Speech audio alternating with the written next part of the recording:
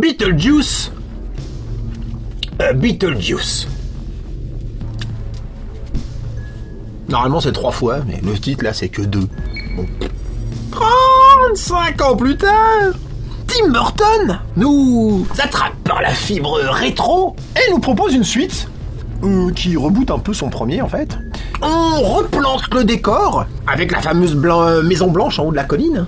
On retrouve Winona Ryder, fille d'une mère un peu barrée et d'un père mangé par des requins, désormais maman d'une fille gothique et veuve d'un mari mangé par les requins. Les piranhas, pardon. Les mecs ils sont morts pareil. Oui, c'est pas pareil, mais c'est des poissons, je veux dire. Alors, l'histoire est un peu bordélique, avec des intrigues à tiroir, un peu inégales. Winona Ryder se retrouve un Jules, un peu louche.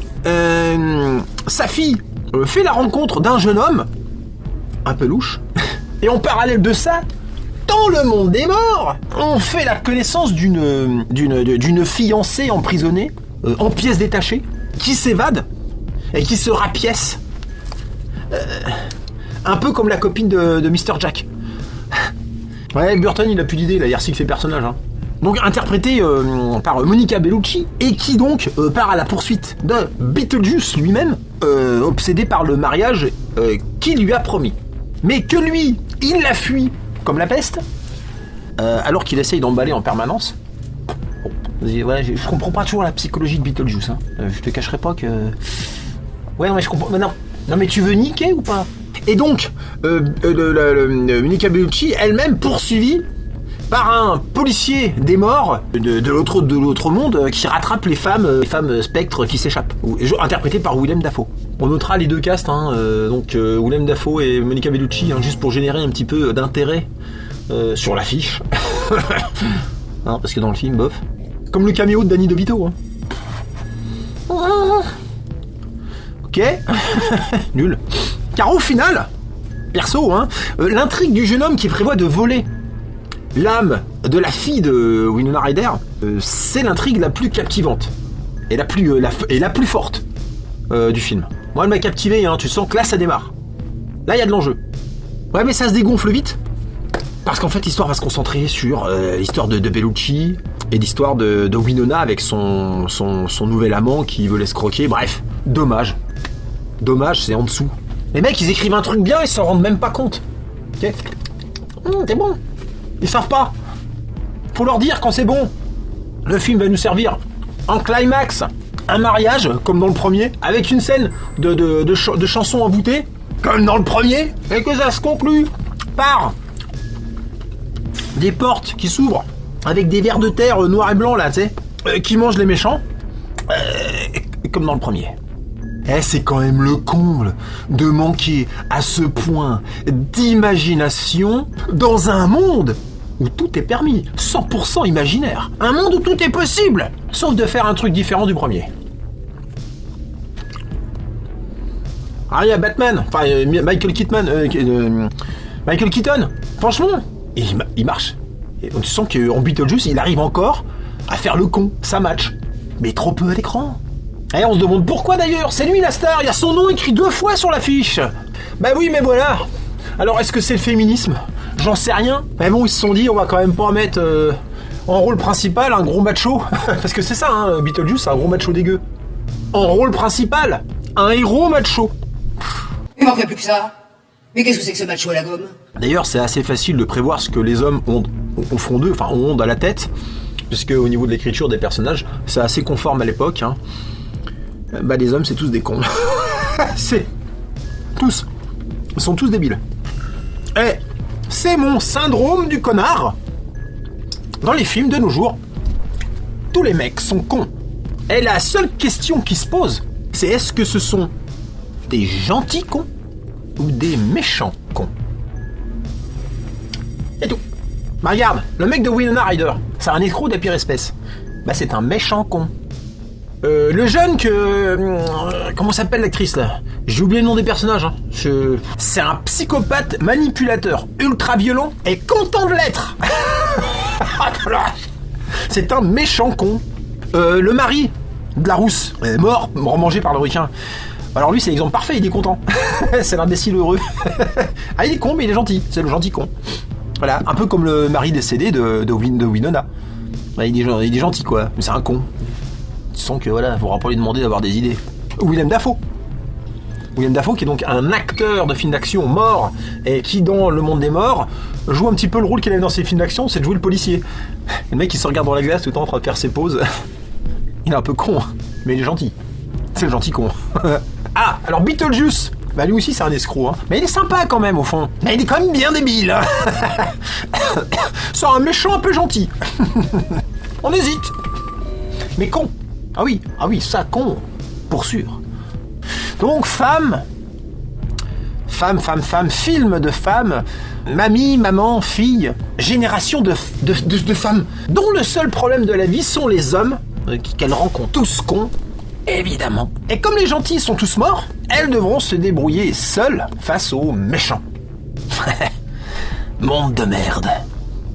Bref, un film oubliable, hein, franchement, mais qui a pourtant bien marché. Oui, alors, Tim Burton, rapidement. J'en profite un petit peu pour développer un peu sur Tim Burton. Bon, j'ai un rapport problématique avec le mec. Je n'aime rien de ce qu'il fait, enfin presque rien. Le mec a un univers visuel gothico-cartoonesque. C'est beau, c'est collector, j'admets. Franchement, sur 21 longs métrages, t'en as 5 de bien. Perso, Beetlejuice, les 2 Batman, Edouard Main d'Argent, et l'étrange Noël de Monsieur Jack. Le ratio, il est quand même... L'étrange Noël de Monsieur Jack, c'est pas Tim Burton. Celle-là, elle est de qui?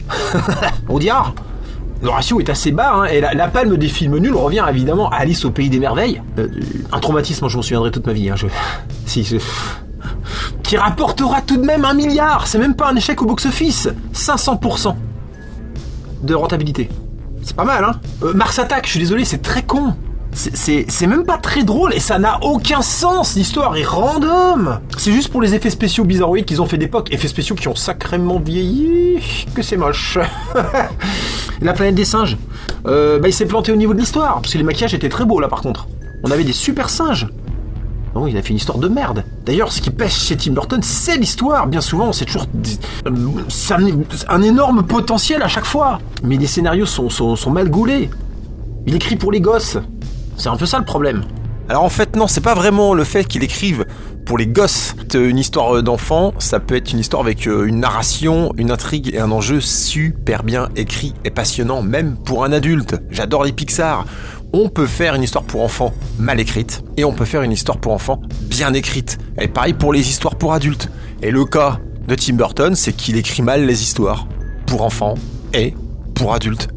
Tiens, Charlie et la chocolaterie, bel exemple. Énorme gâchis. C'est beau, c'est féerique.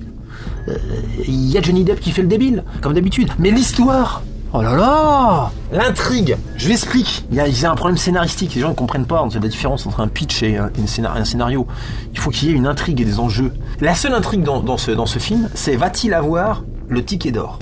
Une intrigue basée donc sur l'inaction de Charlie.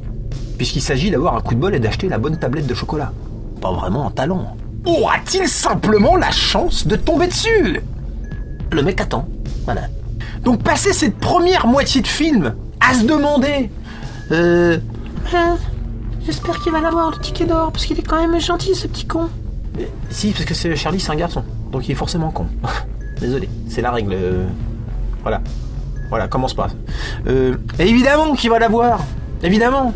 Donc une fois qu'il l'a, il va à la chocolaterie pour le concours casting de celui qui va hériter du truc, tu connais l'histoire, hein. Et là, il est face à des gosses, les autres concurrents sont tous à claquer dès le départ, et ils vont tous s'auto-éliminer. Non mais c'est l'autoroute du succès pour Charlie en fait, qui ne va rien faire, et qui n'a absolument rien besoin de faire pour gagner. Scénaristiquement, c'est une catastrophe. Hein? Il n'aura rien à accomplir. L'enfer. Bon, au final, je suis méchant avec lui. S'il écrit comme de la merde, mais il s'est vautré qu'une seule fois vraiment avec Ed Wood et qui lui avait pas beaucoup coûté. Donc, les pires de ces films, hein, qui ont marché en dessous de 200% de rentabilité, j'ai regardé, c'est Mars Attack, Big Fish, Dark Shadow. 3 films. Tout le reste, ça a cartonné. En vrai, c'est une machine à succès, ce mec. Mais bon. Une suite qui a pris son temps pour nous arriver, donc 35 ans. Où rien ne semble avoir vieilli, hein, même pas les acteurs. C'est vrai, hein. Normal, c'est le monde des morts en même temps. Ah ouais, c'est vrai que... ça vieillit pas, vous allez me dire. Un peu le syndrome de notre époque. Un monde qui semble figé, qui entretient artificiellement le être et avoir été.